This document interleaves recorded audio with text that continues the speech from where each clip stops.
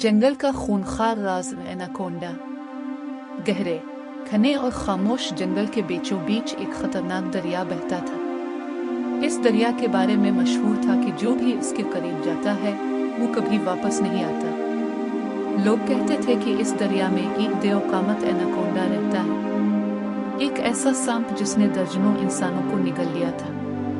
कराची से आए हुए 5 दोस्त अली, जैन, हमजा, अरहम और एक माहिर शिकारी रेहान एक डॉक्यूमेंट्री बनाने के लिए इस जंगल में दाखिल हुए। रेहान ने संजीदगी से कहा, ये आम जंगल नहीं है, यहाँ हर कदम मौत के करीब ले जा सकता है। लेकिन अली हंसा, हम सिर्फ एक वीडियो बनाने आए हैं, कोई जंग नहीं लड़ने। उन्हें क्या मालूम था कि वो वाकई एक जंग लड़ने जा रहे हैं।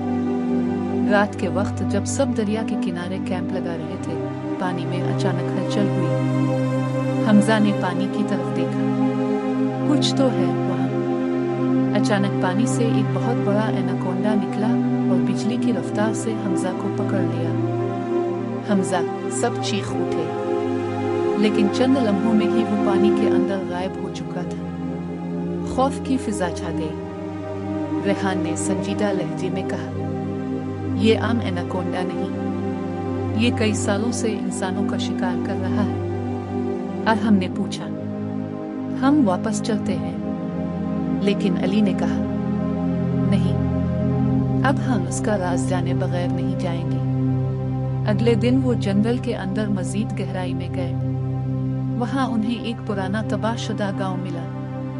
दीवारों पर अजीब निशान बने हुए थे। रेहान ने कहा, ये गांव इसी सांप की वजह से खत्म हुआ था। अचानक एक बूढ़ा शख्स सामने आया, तुम लोग यहाँ से चले जाओ, वरना वो तुम सबको खा जाएगा।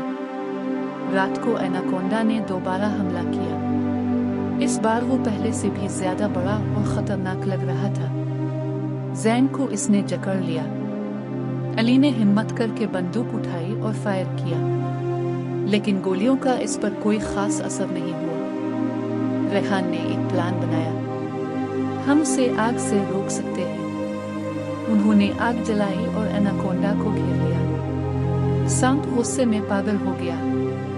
आखिरकार एक जोरदार धमाके से दरिया का किनारा फट गया और एनाकोंडा पानी में बह गया। सुबह जब सूरज निकला तो जंगल खामोश था, सिर्फ 3 लोग बचे थे। अली ने आहिस्ता से कहा, हमने इसे शिकस्त दी, अब वो हमें छोड़ गया।